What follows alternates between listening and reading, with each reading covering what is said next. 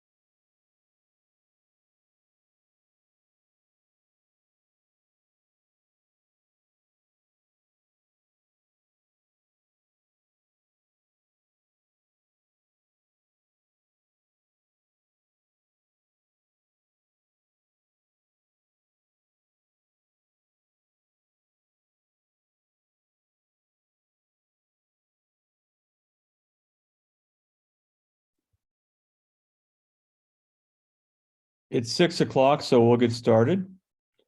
Good evening and welcome to tonight's public hearing. My name is John Urino and I'm the zoning examiner for the city of Tucson. I conduct rezoning hearings on behalf of the mayor and council and make findings of fact, which I put into a written report along with my recommendation, which I then send along to mayor and council for their consideration and for their final decision. My report will be based on the information submitted to me, which includes the rezoning application, the staff report, all written approvals and protests, all correspondence, and the testimony given at tonight's public hearing. I will also include in the record all documents submitted to me up to the close of the public hearing. A recording of tonight's testimony is being made. If requested, a transcript will be prepared. With that in mind, if I call on you to testify, I would ask that you please speak clearly and begin your testimony by stating your name and your address. The process goes like this. First, I complete a preliminary report within 5 working days after the close of the public hearing. Then I prepare a final report. The final report will be issued 2 weeks after the close of the public hearing. For those of you who wish to receive a copy of the preliminary report and are not a listed party on the case, please send an email to tucsonrezoning@tucsonaz.gov. Again, tucsonrezoning@tucsonaz.gov, or call the Planning and Development Services Department. A copy of the final report will be available from the Planning and Development Services Department, and I send the final report to the mayor and council. At the scheduled public hearing on the case, the mayor and council will then vote on the matter based on my recommendation, along with other factors. Tonight's public hearing will proceed in the following manner. I will open the public hearing and ask a member of the Planning and Development Services Department to give the staff report. After that, I will ask the applicant or the applicant's representative to make his or her presentation. I will then ask to hear from anyone in the audience who wishes to testify tonight. Usually I start with people who have emailed in and requested to speak, but I will also open it up after those persons have testified to anyone else in the audience who would like to speak tonight. So with that, the case tonight is case C9-2210 Casita Village. Ms. Perrell, are you presenting the staff report? Yes, I am. Please go right ahead. This is a request by Alexia Willett of the Planning Center on behalf of the property owner, TV Partners LLC, to rezone approximately 6.11 acres from suburban ranch to R2 zoning. The proposed project is to develop a single-story 54-unit Casita Village with an overall density of 8.84 units per acre. The Casita Village will feature a mix of 1, 2, and 3 bedroom layouts, as well as an amenity area. The rezoning site is located on the south side of Tonque Verde Road, approximately 1,500 feet from Bear Canyon Road. The applicant is requesting a change in zoning from Suburban Ranch SR to R2 to accommodate the proposed density of 8.84 units per acre. Land policy direction for this area is provided by Plan Tucson. Plan Tucson recognizes medium density between 6 and 14 units per acre, with greater densities possible in conformance with flexible lot development provisions. Medium density residential is generally appropriate where primary vehicle access is provided to an arterial or collector street and is directed away from interiors of lower density residential areas. This project is proposing 8.84 units per acre and is accessed from Tonque Verde Road, which is designated as a scenic arterial road per the City of Tucson's major streets and routes. Plan Tucson also encourages residential development, including both market rate and affordable housing projects in Tucson. The rezoning area is bordered by Tonque Verde Road and Tonque Verde Lutheran Church to the north, private residences to the south, commercial offices and private residences to the east, and Tucson Fire Department Station 21, commercial offices and private residents to the west. To ensure privacy of adjacent residences, the applicant will be incorporating landscape buffers, screening, and an enclosed patio. Buildings on this site will also be limited to 1 story in height with a maximum of 25 feet as allowed in the R2 zone, which is similar to the surrounding properties. And a note that Suburban Ranch and RX1 zones have allowable heights of up to 30 feet. The proposed development will be 54 units on 6.11 acres for a density of 8.84 residents per acre, which again is considered medium density by Plan Tucson. The development is being proposed along an arterial street with various higher intensity commercial uses to the east. The proposed development will help provide a transition between the lower density single family residences and those higher intensity commercial uses.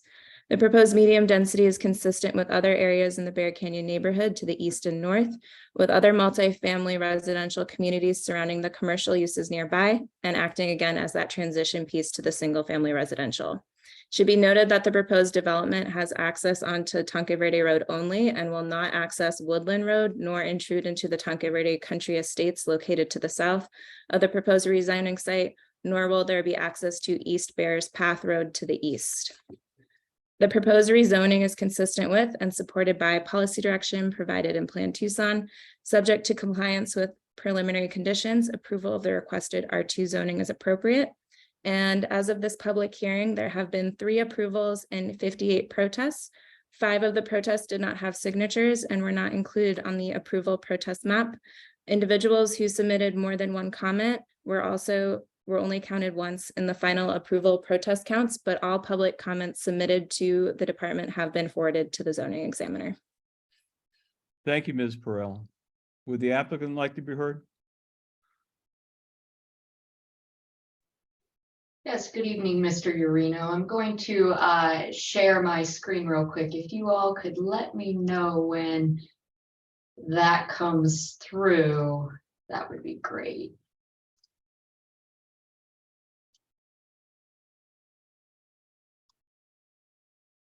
Okay, it's here. I think I'm sharing the wrong thing, sorry. That's the one. Okay, perfect. Thank you for your patience. Good evening, everyone. My name is Lexi Wellett, and I'm a project manager. Of course, it got me right at the start. Good evening, everyone. My name is Lexi Wellett, and I'm a project manager with the Planning Center. I'm also joined this evening by Linda Morales, the CEO and principal planner with the Planning Center, as well as Garrett Aldrett, a planner with the Planning Center. I'm also joined this evening by Bill Carroll with EEC, who is our project hydrologist and civil engineer, as well as Philip Aries, who is the property owner here.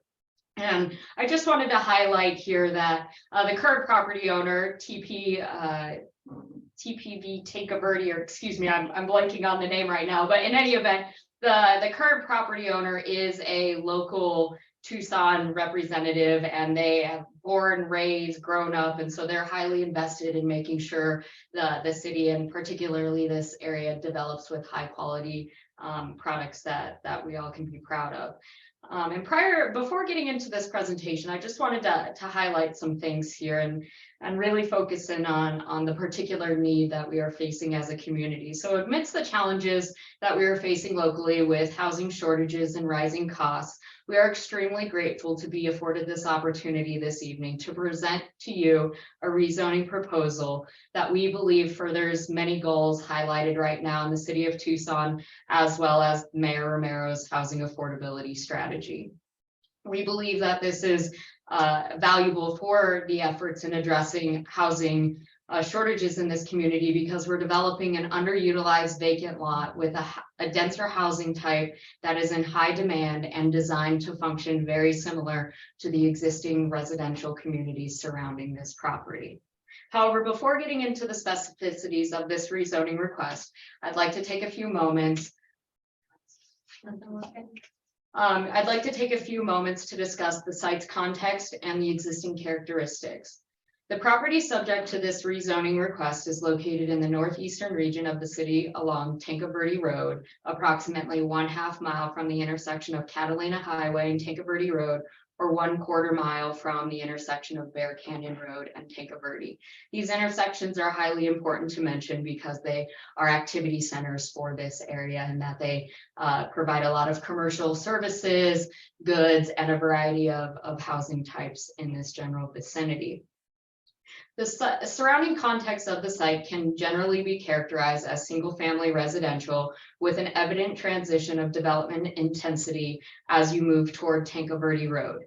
In other words, the existing development pattern in the area suggests that there's a clear transition between the higher intensity uses located along major corridors and the surrounding lower density housing communities, often with medium density residential acting as the buffer in between those uses.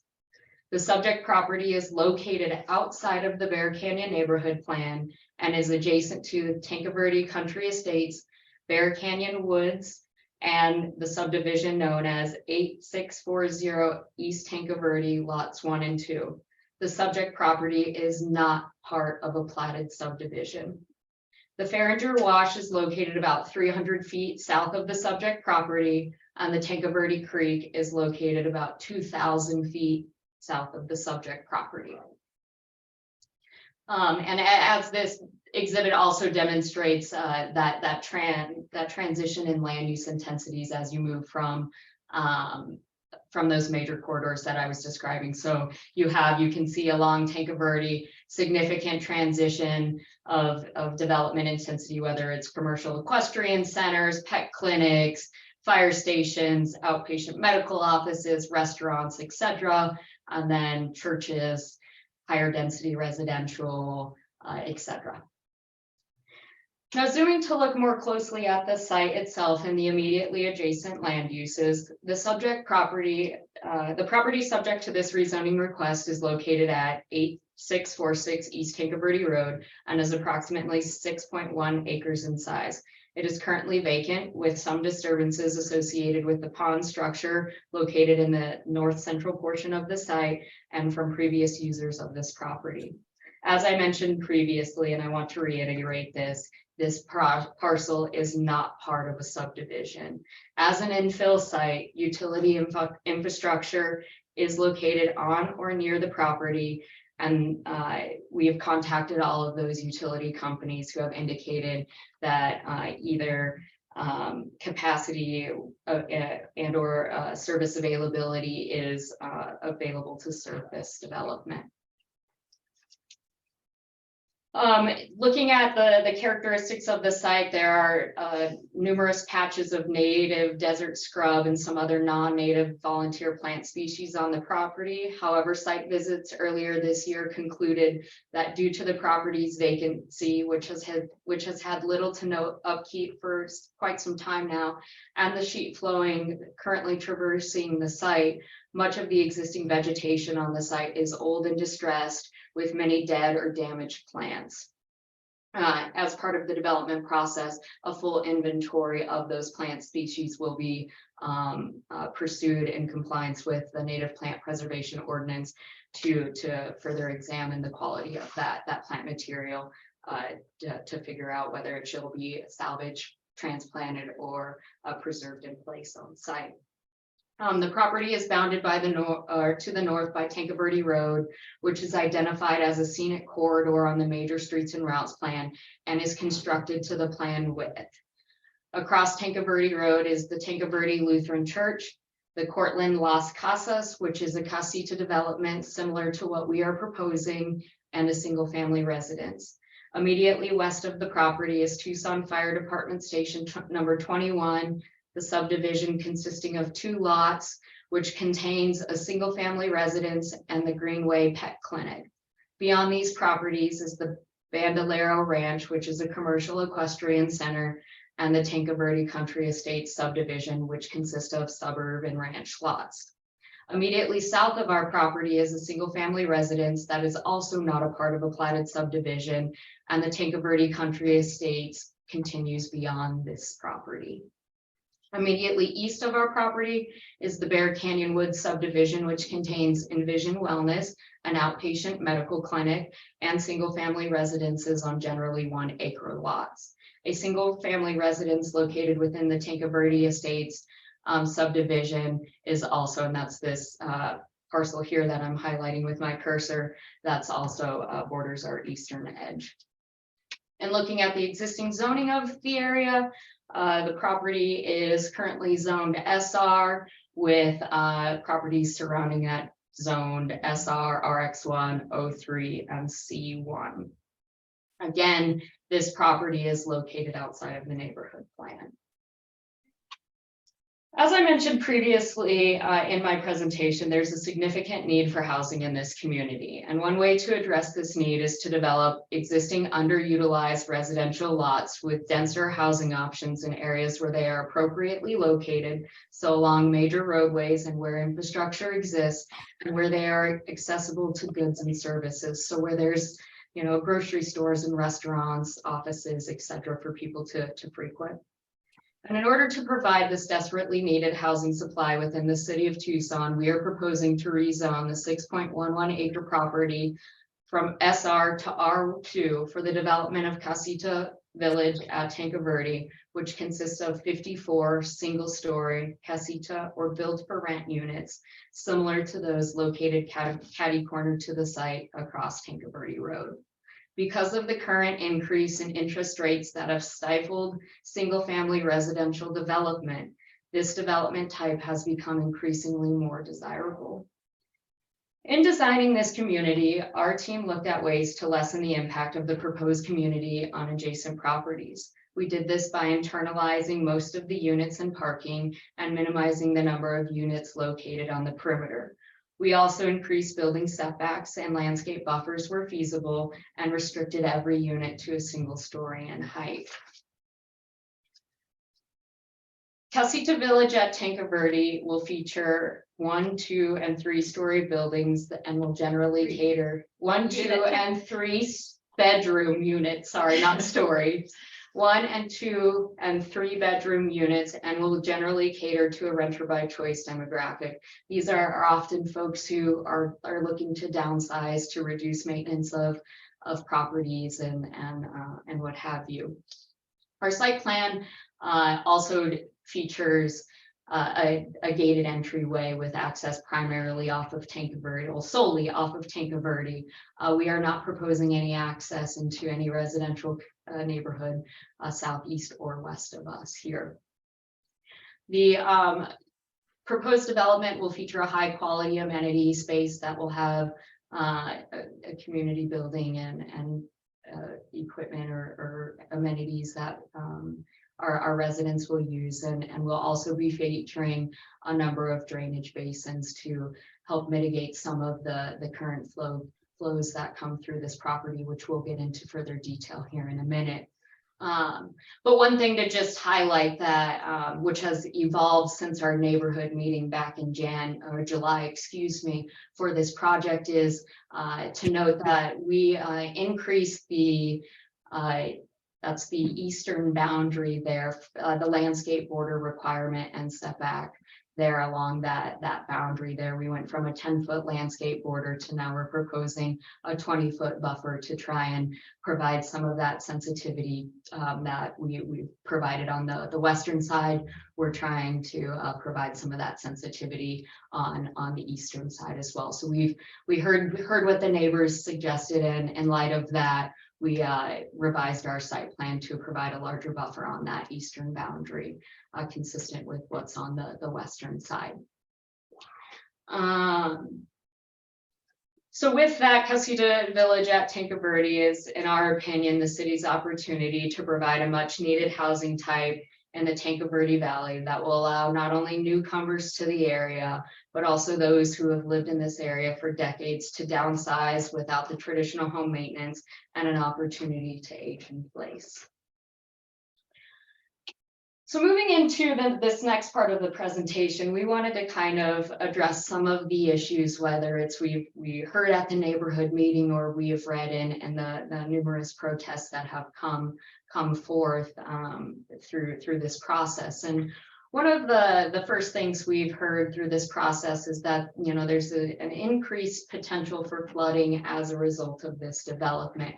And so I've invited Bill Carroll, our hydrologist and civil engineer on this project to go into the details of this a little bit further. So Bill, do you want to take it away? Yes, I do. Thank you. My name is Bill Carroll. I'm a registered civil engineer. I've spent my entire career doing infrastructure projects for municipalities and development projects within the Maricopa or Pima County area, and some down in Cochise County as well. But the majority of my work has all been here in Pima County. I'm with Engineering and Environmental Consultants. We're a locally based engineering company. So early on in the project, when the developers first started looking at it and the site planning was initiated by the Planning Center, we were asked to look at the drainage issues associated with the site. And this one was more critical than some because not only is it affected by by offsite drainage and onsite drainage, but it's also impacted by the fact that it's in the proximity of both the Ferringer and the Tanque Verde wash. So on the left side of the exhibit, what I've just kind of sketched in there is where water will be entering the property. There's some water coming off the Tanque Verde Road right of way. There's along the eastern boundary. There's surface flow that enters pretty much along the entire northern half of the property. There's some that continues to come in farther to the south, but once it gets through the middle of the property, the contours indicate that a lot of the water is flowing more south than west, and flowing down into the Ferringer and Tanque Verde wash systems. So we've made provisions to be able to collect the offsite surface water along Tanque Verde Road. Part of it will enter in at the existing entryway, vehicle access entryway, and part of it will just enter off the right of way. And so we'll have a small surface swale in the landscape area that can pick water up and carry it over into the roadway system. Along the eastern boundary, we're looking at the same. We will have a surface swale that will be able to pick up the non-concentrated flows along the east side. We will make sure that those swales are low enough that the water flows into them and does not cause any backup to the properties to the east. They'll run along the eastern part. They will discharge the parking area access lanes, and eventually make their way over to the retention detention basins. We have two basins on the side. One is down in the southwest corner, and it's kind of a long squiggle down at the bottom. And then one of them is over on the west side. That's the one along the southwest corner. And one is here. These are the 2 points of discharge that naturally occur. On one of Lexi's previous diagrams, she showed a dilapidated pond, which used to be, can you hear me okay? Yeah. Yes, I Okay, can. I just got a note that said my internet is unstable, and I thought, Well, so there have been a few times, Mr. Carroll, where it's a little garbled, but no more than 5% of the time. So I don't know if you can, okay. what device you're using, if you can make that better, that'd be good, but go right ahead. I'm gonna move over close to the modem and see if that helps. The two basins are at the 2 points of discharge on the natural discharge on the project. The northern one is very close to the dilapidated pond that showed up on Lexi's earlier exhibit, and water had historically flown into that pond and kind of stuck there. You're But breaking eventually up it would again. You're discharge breaking up along again. the I'm not southern sure. boundary of the fire Mr. Carroll, station. would you stop for a second? You're breaking up again, so you Yep. need to do something with your microphone, I suppose. Hey, Bill, turn your camera off. That might help with some of the lag that we're having.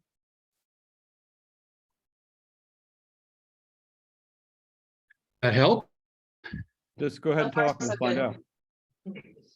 The flow that leaves the site to the west leaves by the southern boundary of the fire station. Is this better? Yes, Yes? yes. Okay. Which is where it's always left in the past. The two basins are sized to be able to not only reduce the increased flow coming off the site due to development, pre-development 100-year standards, but to actually reduce the flow leaving the site in accordance with City of Tucson development standards. And so consequently, we will be meeting all City of Tucson standards for retention detention through the use of those two basins, and the basins will be constructed such that they meter the water out so that there's not a gusher coming out of there during major storms. It'll be kind of metered out and spread over the width of the basin. At the southern portion of the property, we indicate two floodplain limits. One is for the Tanque Verde, which is the northern dash line that comes across the property, and the other one is for the Ferringer Wash. We actually did studies on both of the washes. We did flow 2D models to determine the wash of the 100-year floodplain would be and how it may or may not impact the overall development. Can you give me the next slide, Lexi?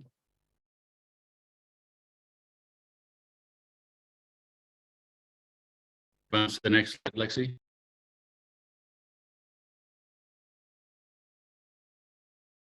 Are you not hearing me? Oh.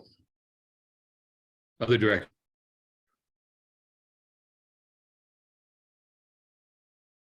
Are you good? We can see it now. Can you? I see a I wanna go slide past that's this one. headed drainage conditions. Is that the one you wanted, Mr. Carroll? This is it.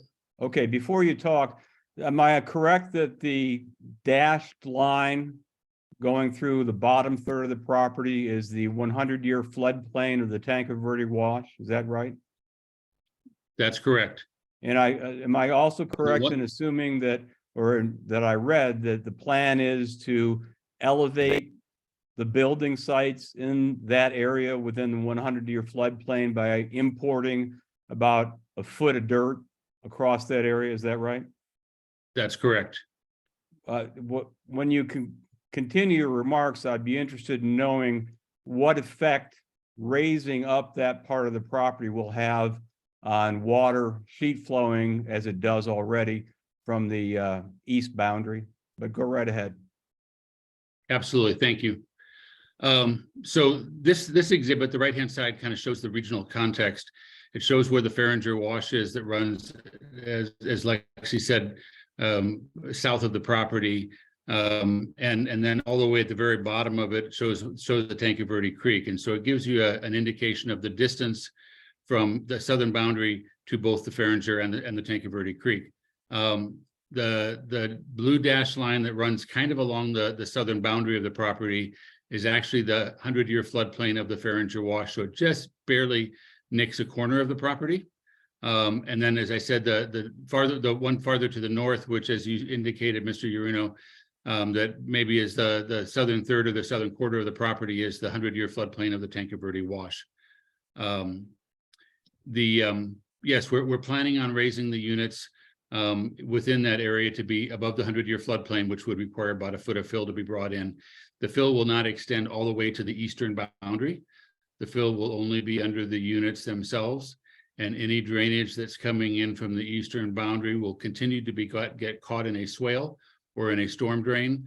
And the elevation of that swale and or storm drain will be set low enough that that there will be no backup from our development onto the property to the east. And that's why we're not extending the fill all the way to the eastern boundary. It'll only be underneath the units themselves. If you can jump to the next slide. But if you look at the plan, there are units all throughout that region of the property, are there not? Yes, can you go And back? I one? didn't see a whole lot of undeveloped land proposed along the eastern boundary, so I'm just not understanding. Okay, so you're gonna raise up where the units physically are located. And looking at the graphic now, they're right all along the boundary there.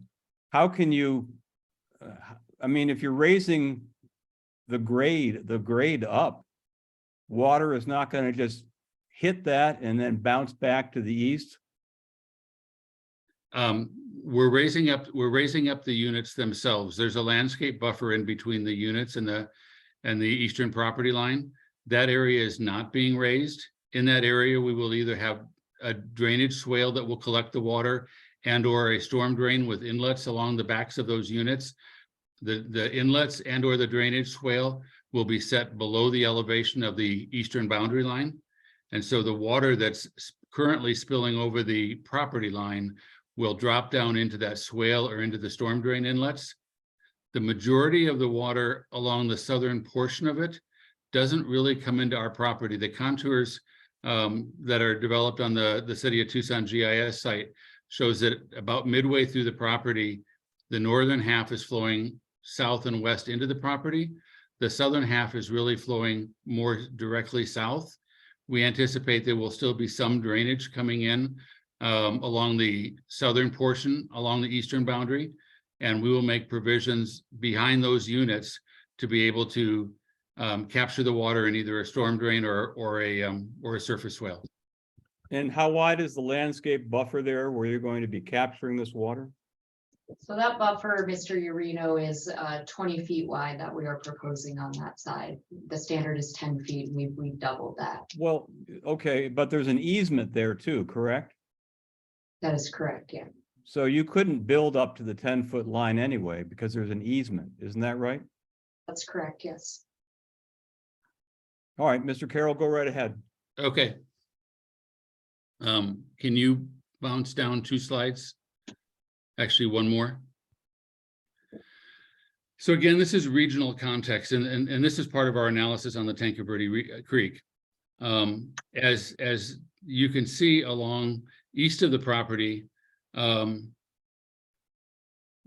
wash boundary, the northern boundary of the 100-year floodplain is considerably farther south than it is right through our property. And also, I'm sorry, that's on the west side, and also on the east side, it's also considerably farther south on the than what it runs through our property. And what's actually happening there is that our property is just kind of in a low area, as well as the 2 homes to the south. And so in the engineering circles, and I hate to use engineering terms, but in the engineering circles, we talk about effective flow area. And the effective flow area is really defined by both upstream and downstream flow conditions. And so that line that's drawn there along the southern part where it says the maximum encroachment area, what that's showing is that that area included in the maximum encroachment area is really what's called ineffective flow area. Water does pond in that area because it's lower than the 100-year water surface. But theoretically, and I'm saying theoretically, very realistically, theoretically, you could fill that entire area and not have any impact on the flow in the Tanque Verde Creek, because immediately downstream where it necks down, the velocities and the flow depth are being controlled by that narrower floodplain. We're not proposing to fill that whole area, obviously. We have done flow 2D models on the Tanque Verde Creek. We took the FEMA models that have been previously performed. We recreated those FEMA models to show the existing conditions that matched with the FEMA flood corridor and flow elevations and flow velocities. And we showed the 1 foot of fill on our property. And what we found is that even if we fill that area that's within our property, we have less than 1/10 of a foot of rise, which is the city of Tucson and FEMA standard. And so while yes, we are proposing to put some fill on the southern third or southern quarter of our property, it does not have any impact. It falls within the impact range allowable by both the city of Tucson and FEMA. And that's 1/10 of a foot That's 1/10 of a foot rise. Yes. of water. Yes. Water depth. Right. Okay. What else? That's all I've got on the drainage. Okay. Thank you, Mr. Carroll. You're welcome. Yes, thank you, Bill, for that. I appreciate it. So the next thing that we heard and have read is that our proposal is inconsistent with the Bear Canyon Neighborhood Plan. And again, I want to reiterate that the subject property is not located within the Bear Canyon Neighborhood Plan. It's entirely outside of it, and it's not subject to the policies outlined within it. However, Casita Village at Tanque Verde was designed with its goals and policies in mind, and that we've designed our community here with access only out to the arterial road and no traffic proposed into existing neighborhoods. We've presented building heights consistent with the general area and have limited them to a single story. The development is appropriately located, high quality residential on an infill piece. This encourages a mix of housing, which is critical to the, sustaining the Bear Canyon Neighborhood Plan. We're providing greater than the required landscape borders, screening, and setbacks. And then we've also are designing our units sensitive to the surrounding properties. Again, we'll use similar architectural materials, stylings, colors, etc., to really make sure that we are fitting in with the overall character of the area. As Ms. Perrell mentioned, policy direction for this project, since we are located outside of the Bear Canyon Neighborhood Plan, is provided solely from Plan Tucson. And Plan Tucson suggests that this property is located within the existing neighborhoods building blocks, and that existing neighborhoods building blocks suggest that it's appropriate to accommodate some new development and redevelopment if it maintains the existing character of the neighborhood surrounding it, and if it encourages reinvestment and new services and amenities that contribute further to neighborhood stability. And one thing that really to highlight with this point in particular is is the sewer improvements that this development is affording to the region here, and that as part of this development and several other projects in the area, the developer, the property owner has worked out an agreement with Pima County to augment the sewer line in Tanque to relieve, in the Tanque Valley to relieve some stuff. And I've got a whole other slide to address this. So I just wanted to highlight that improvement truly does contribute to this neighborhood's stability. Plan Tucson suggests that medium density residential developments between 6 and 14 units, redevelopment and infill opportunities are supported in existing neighborhoods where the development is accessed on arterial streets and directed away from the residential neighborhoods. When a project complements the adjacent land uses and enhances the overall function and visual quality of the street, adjacent properties, and the community. So our proposal will be providing a landscape buffer and attractive landscaping in compliance with the scenic corridor requirements. So just by virtue of it currently being a vacant lot will drastically improve the visual appearance as seen from the street. We're also designing this site sensitive to the site and the neighborhood conditions.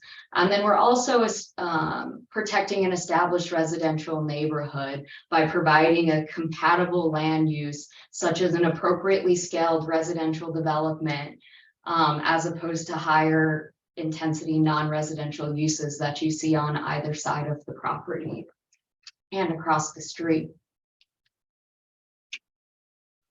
Another thing we've heard through this process is insufficient capacity on Tanque Road to handle the traffic generated from this development. And I'd like to share with you, Mr. Iurino, that as part of this process and every rezoning process, we work with traffic engineers to analyze the existing conditions. And so on this particular project, we are working with Southwest Traffic Engineers, and they presented a traffic impact statement and submitted that to the city of Tucson, where they found that the proposed development will present about an average daily trips of 510 trips total, with 38 of those happening in the AM peak hours and 51 of those happening in the PM peak hours. And Sweetie, as we like to call them, Southwest Traffic Engineering, they determined that the number of trips coupled with the limited access into our development, which is right in, right out only,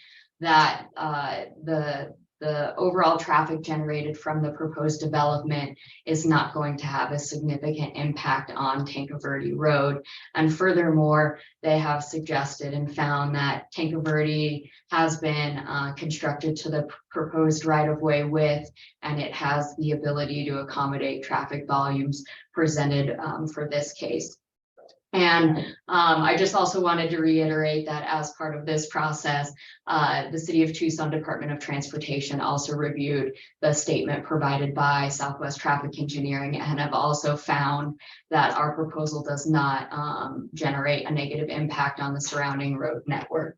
And something that I want to bring forth here when it comes to traffic and flooding concerns and everything, that when development plans go through and rezonings go through, the city of Tucson looks at the cumulative impact of these areas. So it's not just looking at our proposal in a vacuum or in a bubble and looking at it just of what this sole impact, but it does account for all of those other developments that are existing, proposed, or at various stages in the process. So do want you to be aware of that as well. Thank you. I had a question about the traffic study. Yeah, of course. So I didn't see, I see the analysis that was offered, and I didn't see any analysis of specifically of westbound traffic, folks leaving the proposed development who want to go westbound on Tanque Verde, and the whether the U-turn capability of the 3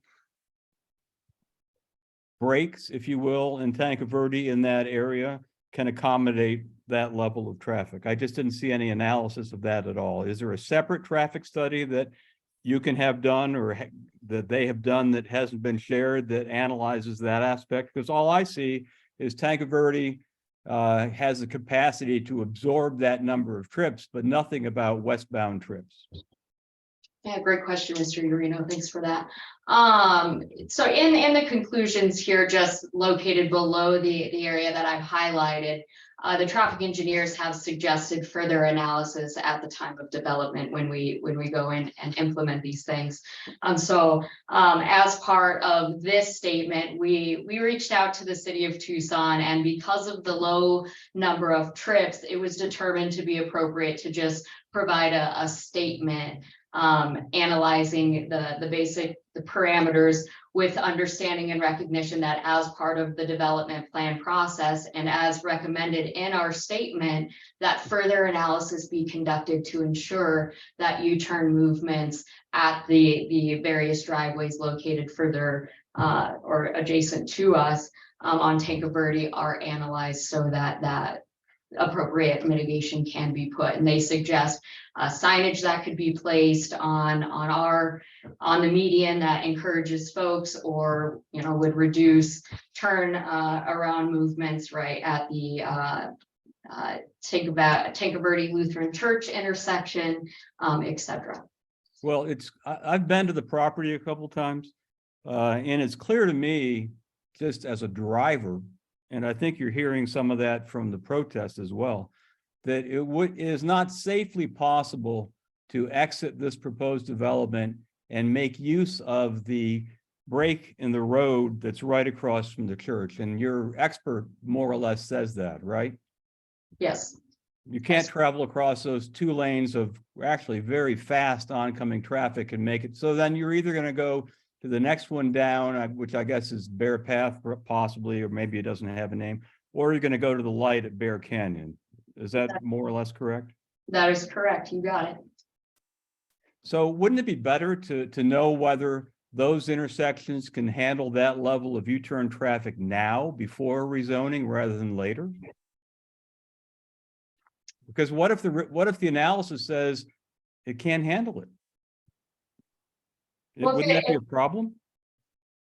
If the analysis suggests that it can't handle it, my understanding is oftentimes the analysis offers recommendations for mitigation techniques that would ensure safe travel. So for instance, if a future analysis suggested that there was a challenge at the intersection of Bear Path and Tanque Verde, then perhaps the future analysis would suggest that a traffic signal would be warranted. And at that time, whoever is sending that warrant, if you will, and triggering that threshold would be responsible for funding said traffic signal. But as of right now, the current situation on Tanque Verde Road does not warrant that traffic signal because of current volumes and proximity to the existing lights further at Bear Canyon and Catalina Highway. Okay, thanks. Thank you. So the next item that we heard as a concern from folks is insufficient sewer capacity. And so I'm going to turn it over to Bill again to discuss this, as he's been working very in depth on solving this problem. Bill, the floor is yours. Thank you. Forgot to unmute. Or to unmute. So yes, we have been working, and this exhibit shows the project in blue. There's really one leg of sewer line which is identified as having a capacity problem. It's the piece that goes that's identified by the 2 little green leaders. The piece that goes west out of Bears Path and then south down to Woodland Road. Those have relatively flat slopes on it. They don't have adequate capacity to be able to convey the current sewage, much less any future sewage. And so we have worked with Pima County wastewater, if you will, over the course of the last couple of years to come up with a solution that not only will allow this development to move forward, but will solve the problem for all the people that are currently living out there. And we understand that there has been significant problems in the past where water backs up into the sewers and even into some of the homes along Bears Path, which is obviously an unsuitable situation. And so in blue, dashed in blue, what our client has agreed to do is to construct a new 12-inch relief sewer that will basically take all of the area shown in peach, if you want to call it that, that currently drains into the sewer line that comes out of Bears Path. And we'll take it down road and we'll tie it into the sewer line in Woodland Road. The downstream sewer line, Woodland Road, is a larger line with a greater slope and has more capacity than is currently needed. And so by pulling all of that area, most of which is north of Tankerville Road, out of the sewer overcapacity, the people along Bears Path will no longer have issues with sewage backup because of the flat lines in the area that doesn't have capacity. We currently have the plans approved by Pima County already, and the sewer line is proposing to begin construction in January of next year. Thank you. You're welcome. So the last point that I want to mention here that we heard and throughout this process was insufficient school capacity. And I just want to reiterate that as part of this process, we reached out to Tucson Unified School District to see what type of capacity they have to serve this project. And they've confirmed in August and reconfirmed through the city's review process in November that based on current enrollment in Tucson Unified School District, there's sufficient capacity to absorb the proposed development here. So before I open it up for any questions from you, I just want to highlight our neighborhood outreach. As I mentioned, we held a neighborhood meeting in July of this year. And at that time, it was very preliminary. We didn't have any traffic answers. Our hydrology studies weren't done. It was just very, very much so an introductory meeting with the neighbors here. At that time, we had agreed to, we had stated that we were going to do all of our studies and then reach back out to the neighbors to continue the discussion. So I don't know, back in October, I think it was, I sent an email to all attendees who submitted an email at the neighborhood meeting, updating them where our progress was, what the findings of our hydrology studies were, what the findings of our traffic studies were. And to this date, I have not heard back from a single person on that email update requesting any additional meetings or anything of that. And then further after we received last week, Ms. Perel had circulated the first batch of protests she had gotten, and we had reached back out to a couple of people who in that instance issued concerns about sewer improvements, and we reached out to those folks and did not receive a response or an acknowledgement back from them as either. So Further information. Yeah, we the sent same information that Mr. Carroll presented tonight. yeah, we sent further information to them. So with that, Mr. Urino, I have nothing else to add and welcome any questions from you. I've asked the ones I had so far, Ms. Willett. Thank you very much. So I'm going to call first on the folks who emailed in, and the first one is Katrina Trevor. Ms. Trevor, are you available?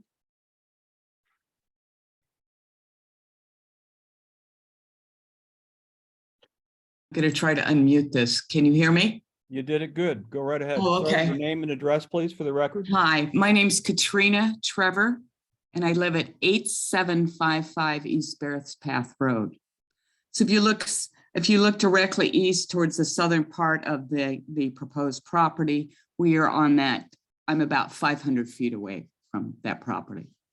So I appreciate that all the explanations that have been given. I still have a lot of concerns about it. I think most of us know if you look at the design of this, those are all SR properties, and all of a sudden we're going to have an R2 property thrown in to this area. And I think it really disrupts the area. It wasn't the plan. I know it's outside the Bear Canyon neighborhood plan, but that plan was set up to try to maintain some of integrity and a unique area that we live in this mesquite boss down here. Woodland and this whole area is very, very unique for the city of Tucson. I just find that it's hard to imagine this being thrown into this area. I know the neighbors there are concerned. I'm concerned about the noise, the traffic, the lighting that's going to come out of this. So it's going to look like we probably have a stadium out in front of our house. That's a problem. I think the traffic congestion that we were talking about, I think we're all aware, and we've all shared this information with each other, is that there's going to be another north of Tanque Verde. There's another 186 units going in there at Bear Canyon Road. There's going to be another Catalina Village that's going to Casita Village at Catalina Highway is going to be set up. That's another 188 units. The one that's north of Ace there is 312 units. So we're talking about traffic at Bear Canyon Road and Bear Paths Road, where I live, and trying to get in and out of that. I can't imagine how we're going to handle that traffic that goes through there. Another point is that we do have sewage concerns. This sewage drainage that comes off that commercial area north of us on the east side of Bears Path Road there, that is not handled properly. Those drainages are backed up a lot. We had flooding through this area that was tremendous, that came off of that whole commercial area that's up there. So when we start drawing pictures of drainage, et cetera, when you can call this 100-year or 10-year floods or whatever, but 2 years ago, we all had sand built up all over the place. It was a disaster. Farringer Wash was just filled. So that was a problem. I think I would rather hear from our neighbors who are closer to this property development. I'm just thinking that this whole area is going to be filled in. Every bit of property that's around here is going to be filled in by R2.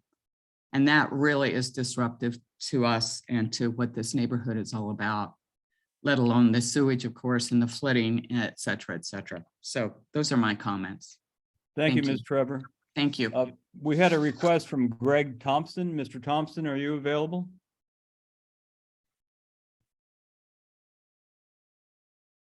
Yes, sir. Can you hear me? Yes, please start with your name and address, sir.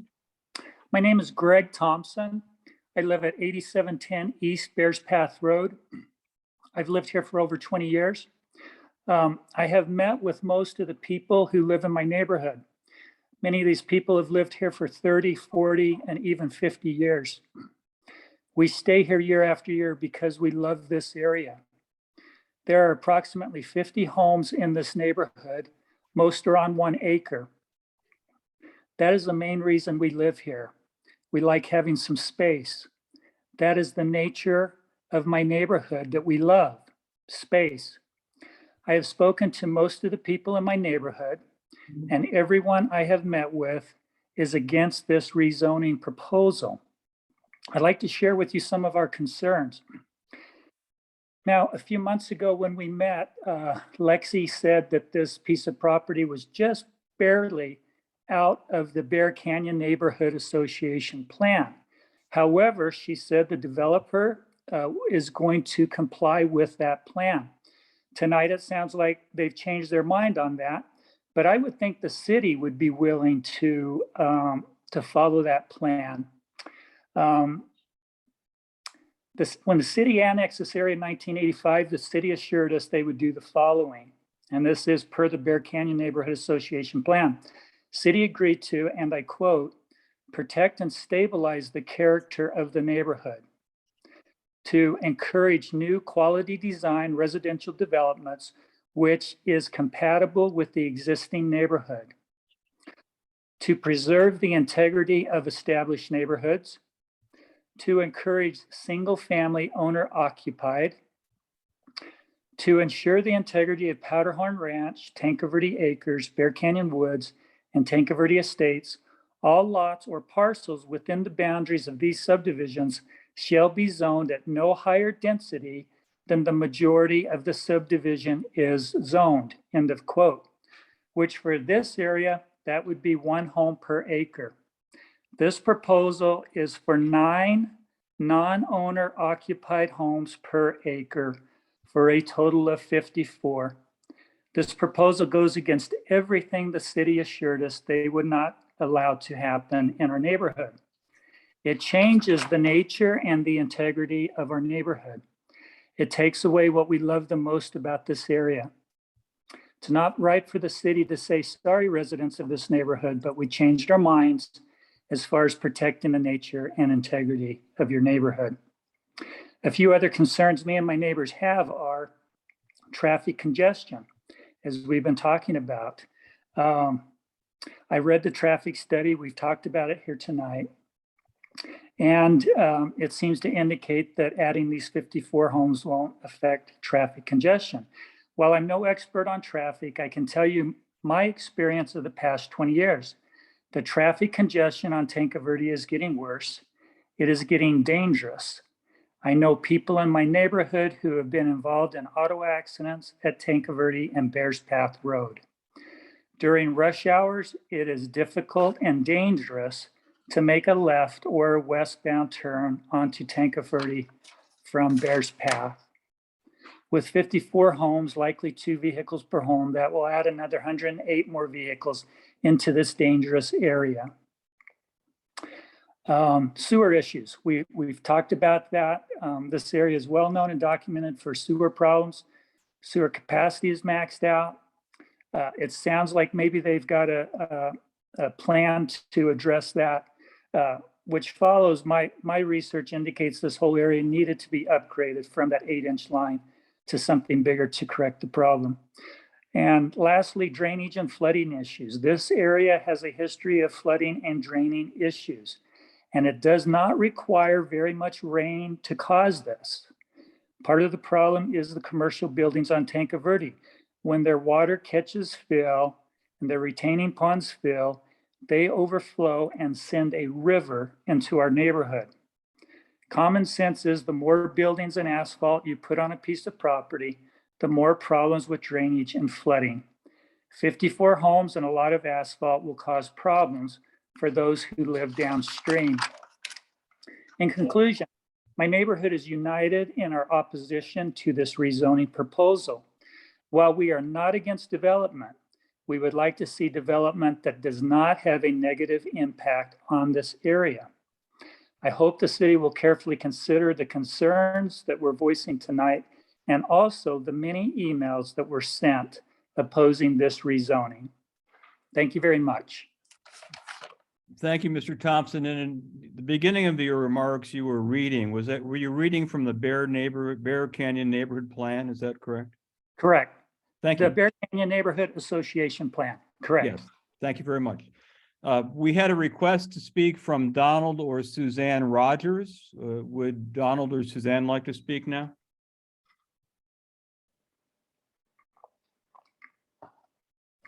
Yes, Donald and Suzanne both here. Okay, well, whichever one of you would like to speak, please go ahead.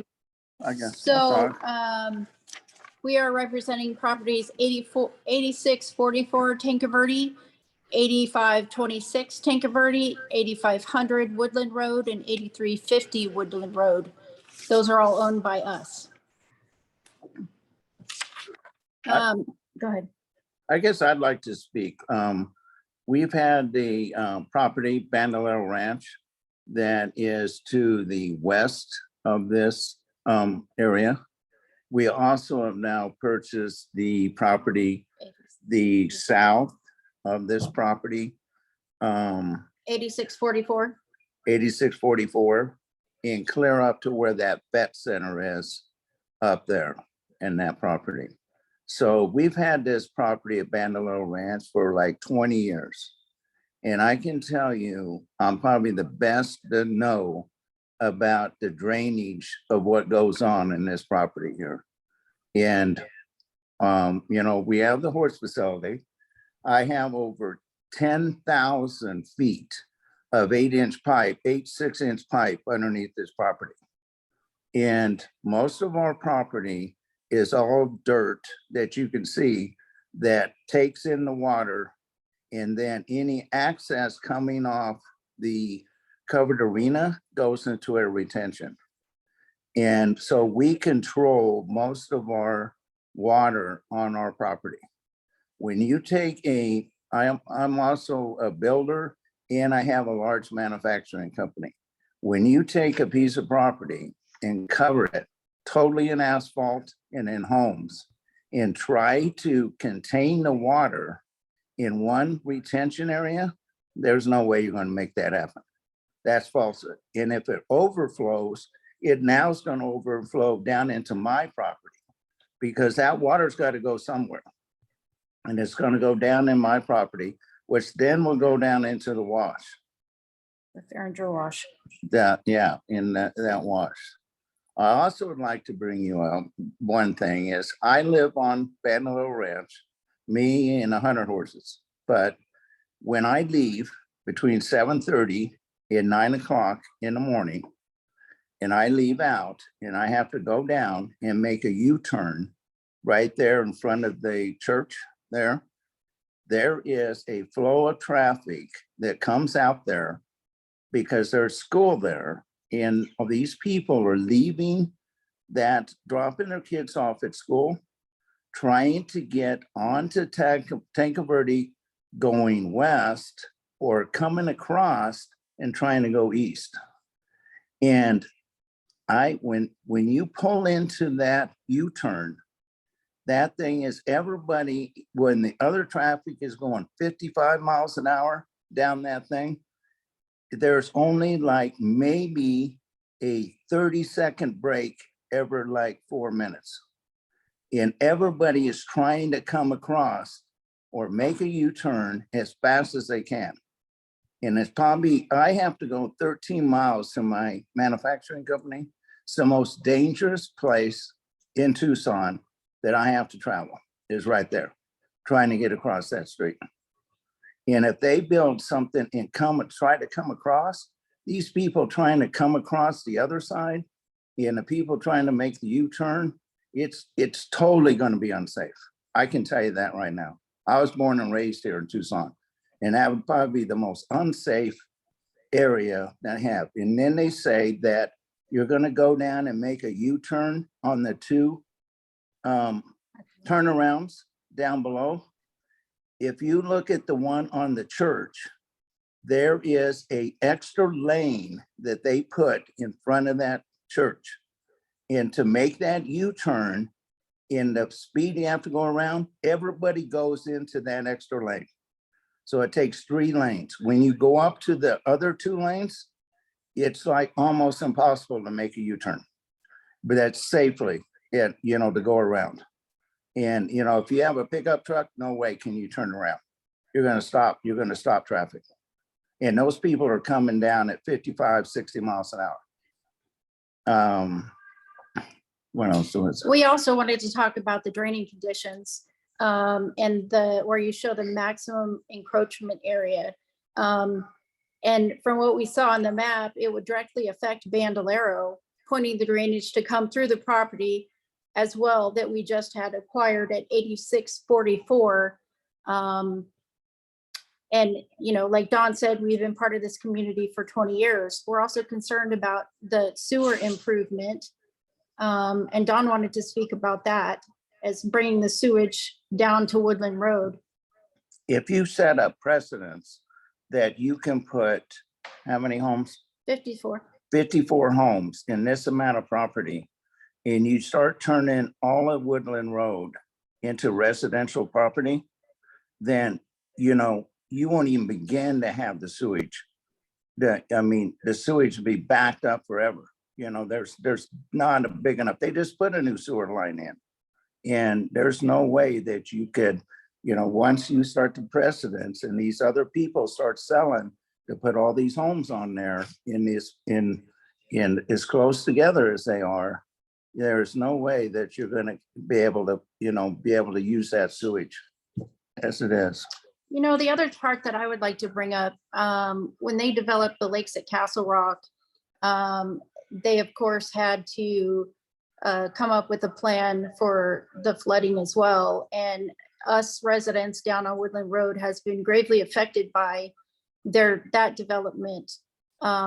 Because when we do have floods, and like we said, we've lived here for 20 years now, and have experienced it multiple times, the water that comes down overflows at the lakes of Castle Rock and then Woodland Road is gravely affected by it. Probably about 10 years ago, they closed Woodland Road completely off due to the amount of water that was coming down the street. And the fire department was asking all of us to evacuate the property. Don actually entered Bandolero off of Tanque Verde because he couldn't return to our home on Woodland, and crossed over the Farringer Wash because we know our neighbors very well. And at that time, when he crossed over to get to the house to make sure that, you know, we were going to be okay, myself and my children, he crossed that Farringer Wash, and it was probably 5 to 6 feet high in water running through that area. So of course, us having Bandolero, having the 8644 property as well, we are gravely concerned about the potential drainage that this property is going to affect to us and the Farringer Wash in the future. So do I understand correctly that you folks own the Bandolero Ranch property to the west of this site and also the lots to the south of the proposed site? Yes. Yes, sir. We own Bandolero Ranch. We've owned that for almost 20 years now. And we recently, in the last 30 days, purchased 8644, which is directly behind the Greenway Pet Clinic. There's a home. Yep. Horse property. We also own 8500 on Woodland, as well as 8350 on Woodland Road. Thank you. You're welcome. All right, thank you very much. Of course. Now, so would anyone else in the audience like to be heard on this case? And please just unmute your microphone and speak up. And if more than one of you does, someone can just back off and be next. Yes, I would like to speak. Please go right ahead. Okay, my name is Ann Charles, and I live at 2621 North Woodland Road. We've lived on this property for 33 years, and I oppose this development. I'm also the chief of staff for Councilman Steve Kozachik. I am not a no-growther. I believe in adequate growth. I'm a little offended by the comments about how this solves the housing crisis in Tucson, because most people who know what's going on recognize that the housing crisis is affordable housing. And this housing, I believe, starts at about 1700 and goes up to probably about 25, which would be reflective of the Cortland property that is across the street. So it really doesn't address the majority of the housing crisis that we have happening. My concern is, and we deal a lot in the center of the city with gentrification. And for me, what I see happening instead is a phenomenon where we're getting so much density that I call it densification. And what I'm asking you to do is not to look at this property as just one site, but to look at it in totality. And so what I provided when I wrote the letter, and other people provided, is all of the other projects that have been slated, and to look at this as kind of a slippery slope. So the area that you're talking about, and they can say, well, it's got a little commercial and it's got Bandolero, it's got a horse ranch. It is a horse ranch with mesquite trees and everything else. This is a scenic corridor, and it was designated that, and it's been dealt with that way. Even when they do the streets and they had to do everything, they looked at it as being a scenic corridor and had different setbacks. They had to put in different types of roundabouts to allow people to turn and U-turns because there were horse trailers. So a lot of things go into making it a scenic corridor. It's one of the few we have in Tucson that's protected.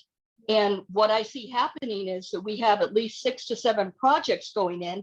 And I think the total number of housing units was close to 850 units. That is going to all come onto Tanque Verde Road. That's going to cause some pretty major problems. The intersection of Tanque Verde and Bear Canyon, intersection of Tanque Verde and Catalina Highway, has a lot of issues with traffic accidents. There's also, it's a real confluence of bicyclists who are going up to Mount Lemmon and going out to Reddington Pass. So we have, if we start backing that up, we're going to have a lot of problems.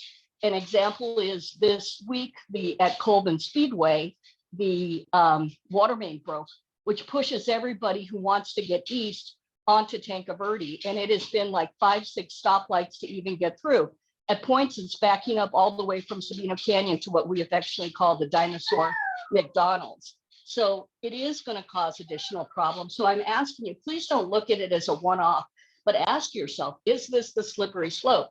If you approve this, don't you pretty much have to approve the other projects that are going to be the exact same thing, that are going to tell you that they're going to look pretty and they don't affect what's going on? It will change the nature of the properties that we have invested in.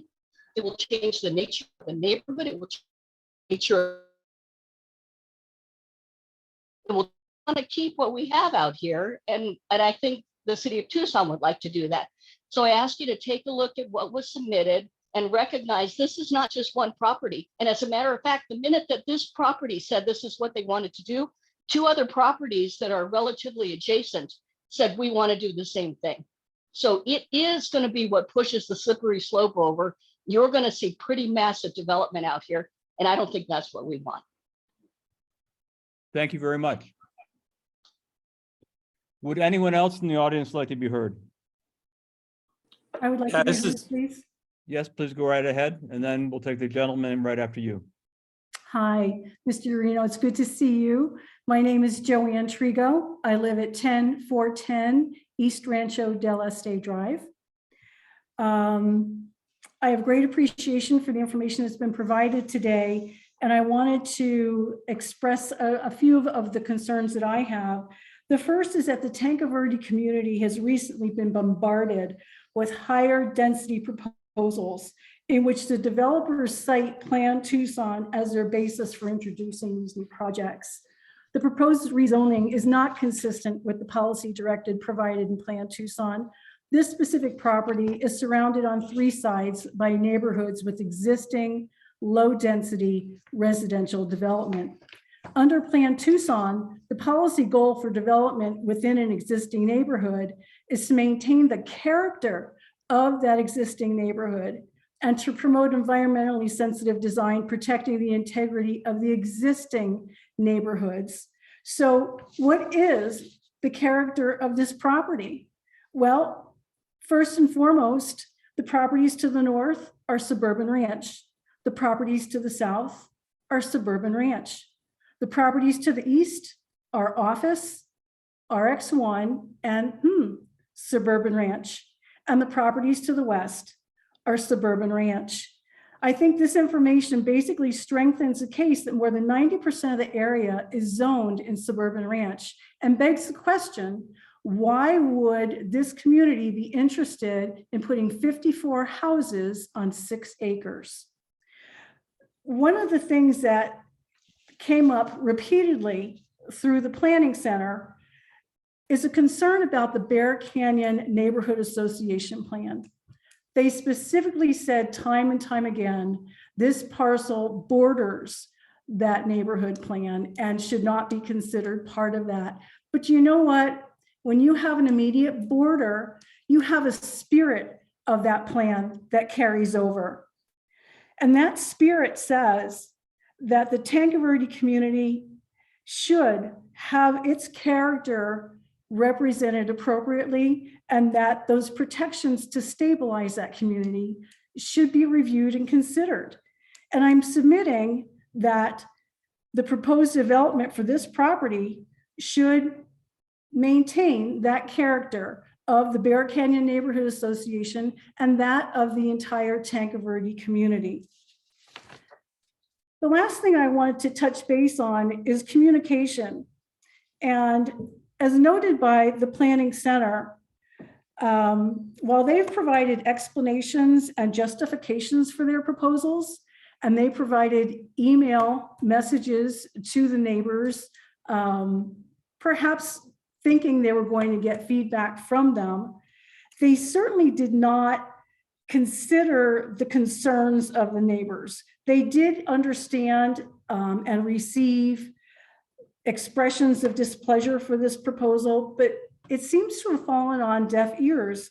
And the reason I say that is because there was no change in this proposal from the time the neighborhood meeting took place in July until the meeting that we're having today, which tells me that the Planning Center is not interested in what the neighbors' feedback is or what interests they have in their own community, but that they're interested in what their objectives and goals should be. And I really think, or I would like to ask, if there could possibly be a delay in the decision that's going to be made on this rezoning request so that the community and the developer can get together, discuss those concerns, try to negotiate changes for that, and perhaps come up with something that would be mutually beneficial for both the developer and the community. And I thank you very much for giving me this time. Thank you. I appreciate your input and your participation. It's very important to the process that folks participate. So thank you for that. Would anyone else in the audience like to be heard? I heard a gentleman before when Ms. Trigo came in. Yeah, this is Garrett Cunningham. My wife and I live at 8720 East Bears Path. We are directly east of the proposed rezone property. And I had sent you in an email on it as well. And you touched on almost everything that I talked about. And just reiterating, coming out of Bears Path and trying to go west, which would be their U-turn area, it's very dangerous. And to hear the Planning Center say that they would revisit this after the zoning to come up with a solution, I don't think that that's reasonable at all. The intersection of Bears Path and proximity to Bear Canyon, they're not going to put another stoplight in there. It's too close to the next intersection. And then when you get down to Tanque Verde and Catalina Highway, there's no U-turn allowed. It's prohibited. So we end up with a serious traffic problem that we have now getting even worse, adding these homes in there. And then also in my email to you, I touched on, and then you brought it up, I appreciate the water coming down Bears Path off of the commercial development to the east, which has risky business in it and several other businesses, and they're building a new building there right now. Their detention, water detention doesn't handle their property. That water spills out onto Bears Path. A river comes down Bears Path, and when it rains hard enough, that water goes straight through my driveway and through our property, and it exits out the west underneath our block wall. So as you had stated, with a small retention area there, which they're not even showing retention on the east side of that project, there's no way to contain that water. And the gentleman that just spoke that has the property to the south, he's going to be impacted worse than we are. I mean, that water's going to back up in our yard, but it's going to hit him even worse. So I looked at what you guys had on the screen for hydrology. I mean, we're in the business of development and construction. That's what we do. We hold licenses in engineering and commercial and residential construction. So I understand it. I'm not against development, but I really don't feel like this has been thought through, and it's more a situation of somebody trying to answer questions and push something through without actually taking care of the problems at hand. Thank you, Mr. Cunningham. Thank you. Would anyone else in the audience like to be heard? I would, if it's possible. Of course it is. Please go right ahead. I'm Nancy Farringer, and I've lived here for a half a century, my husband and I, and brought up our kids here, etc. So we've seen a lot of changes over the years. I am so grateful to those of you all who have come and spoken up for this land, because it doesn't seem, when you just look at one area, it seems, well, this is just one little spot. This whole entire area is unique in Tucson. I don't know whether people on high have a clue at how unique it is. But if you just talk about water, actually, on our land, when there is a heavy rain, speaking of the retention basin up on Tanque Verde Road, we get 4 feet of running water on our land between our house and our corrals, 4 feet running. That's just, I guess I'm talking about various aspects of this whole picture. A, it's a very beautiful area. B, water plays a very big role in how beautiful it is, and also the fact that it's an issue if there's going to be less retention. And 3, the character of this place is worth paying attention to. Thank you. Thank you. Would anyone else in the audience like to be heard? Yes, Susan Wick, 8649 Woodland Road. Thank you. Go right ahead.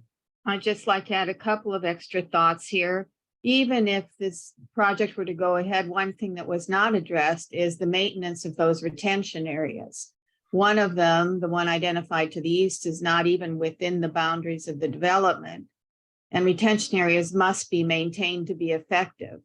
And I think all of us who live in Tucson have seen retention areas that get left unattended and cease to function.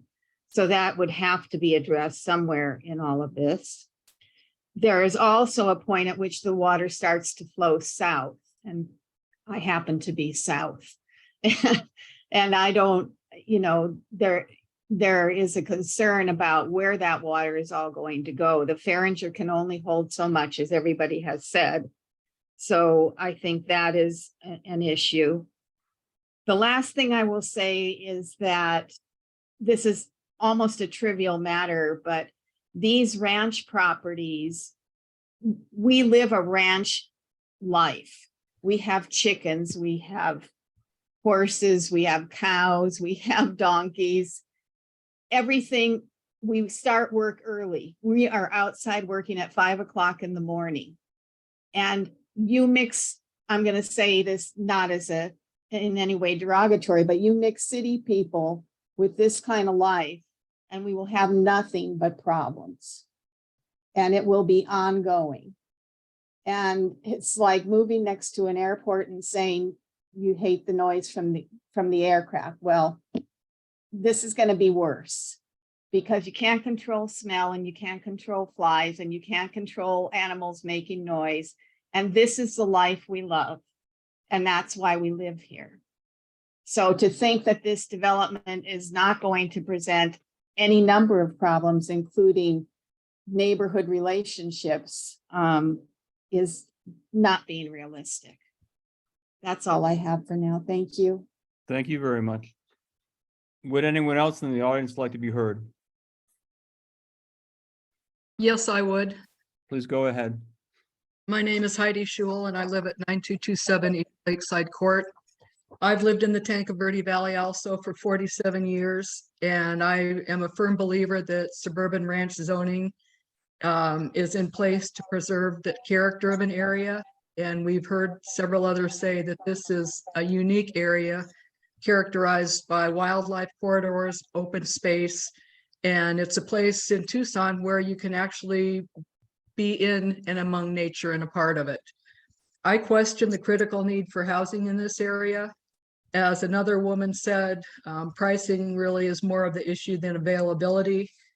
And the nature of the development being non-owner rental properties brings up another potential issue with people that aren't as invested in the lifestyle as people that have made their homes here for decades and for multiple generations.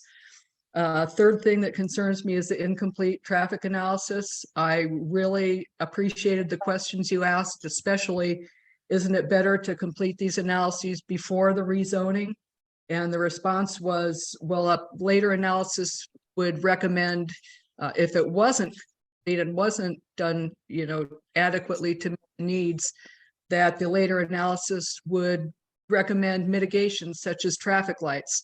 I really think that that should all be identified before the rezoning is considered and maybe granted, because that also adds to major effects on the people that, again, have lived in this area and made their whole lives here, and their lifestyles that they enjoy.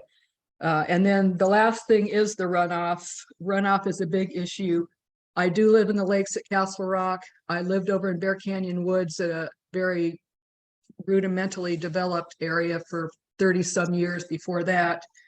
And, you know, the lakes at Castle Rock is a high density zoning. And I must admit that I was in the effort that wasn't maybe so much in favor of that going in. But the fact is that this drainage through this property is inadequate. And when it rains hard, we have, I'm just using Coronado Villas for an example of an area that's got a lot of asphalt and roofing and stuff on it.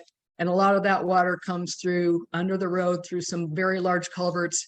And it actually runs through this property to get to Tanque Verde Wash. And so, you know, runoff from one project is going to be one issue. But then when we're looking at all of these that have been proposed, that's what we would refer to in my work as cumulative effects. And that's another consideration. So I guess just to sum it all up, we do have a unique area here. I can't identify what the critical need for all of these rezonings are. I think the effects are going to be great and compounded with all of these proposals. Thank you very much. Thank you very much. Would anyone else in the audience like to be heard?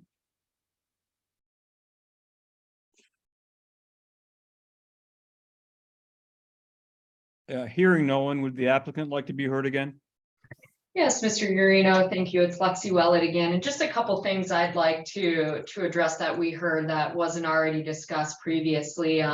One individual had mentioned lighting on the proposed development. I just want to make sure that that you're aware that this development will follow the dark skies ordinance, and all lighting on the development will be compliant with the dark skies and will be downward directed and shielded. So lighting, I'm not sure will be an issue there. And then the other thing I wanted to reiterate that not only are we required to maintain the existing flows that come in across our property today at the current rate and velocity, we'll also have to reduce those flows by a sizable amount. I think it's 15%, because we're located within a critical basin. So in addition to maintaining what happens on the site and its pre-existing conditions, we'll actually have to reduce that flow greater than what exists today. And that's a requirement of the code for this particular area. And that was identified in our, I believe, the preliminary conditions and in staff's report as a requirement of this development. And then the last thing that I wanted to touch on is this notion of affordable housing and the housing crisis that is currently going on here locally. And I'm sure this development is not offering low-income housing, affordable housing by, you know, in its definition. However, one critical piece to housing affordability is housing stock and supply. And so currently in the city of Tucson, we're facing a huge shortage in housing stock. And so that makes it increasingly difficult for people to buy affordable housing, because you have those who need affordable housing not getting it, and people who don't need affordable housing buying it because that's the only thing that's available. So part of this conundrum is not just increasing affordable housing and the low income nature of it, but also increasing the housing stock and what's available for people to get in. And that's something that is a huge problem across the city, and particularly in the Tanque Verde Valley right now. And if I could add on to that housing stock issue of why you're seeing the multiple, I'm sorry, this is Linda Morales from the Planning Center. If I could add on to that, I was at a presentation yesterday that was talking about the housing stock and the rental stock, and 74 point something percent of the multifamily units in Tucson were built prior to 1990. We had a big rush in the 80s, and then nothing has been built since then. So that's why you're seeing a little catch up in that. You're seeing a higher demand from the economy, and the fact that even since the last downturn, that it's been difficult for people to qualify for homes. It's been difficult for people with the rise in prices to be able to save up those down payments, which is why you're seeing the demand for more rental housing and different styles of rental housing. We haven't seen that many. Tucson Rental Homes kind of pioneered that market for the single level rental communities like you see on the north side. That was actually one of the original of this style of housing, but this gives people a different option in the market, and we see that this is an ideal location for that, and that this is no longer, you know, a SR property fronting on Tanque Verde Road. This is not a single family rental or single family residential property anymore. And that's why I think you see the proliferation of churches on some of those SR properties along here. You see the vet clinic, you see the fire station going in, you see some of the other things that, yes, they're SR zoned, but they're not SR uses per se, or not single family low density uses on Tanque Verde. So that's why we believe that this is an ideal transitional use to the lower density as you approach the Tanque Verde wash. Thank you. Appreciate it. All right, so I'm closing the public hearing, and my preliminary report will be out in 5 business days. I hope everyone has a safe evening, and I want to thank everyone who participated for their participation. Good night. Thank you, Mr. Yuno. Thank you.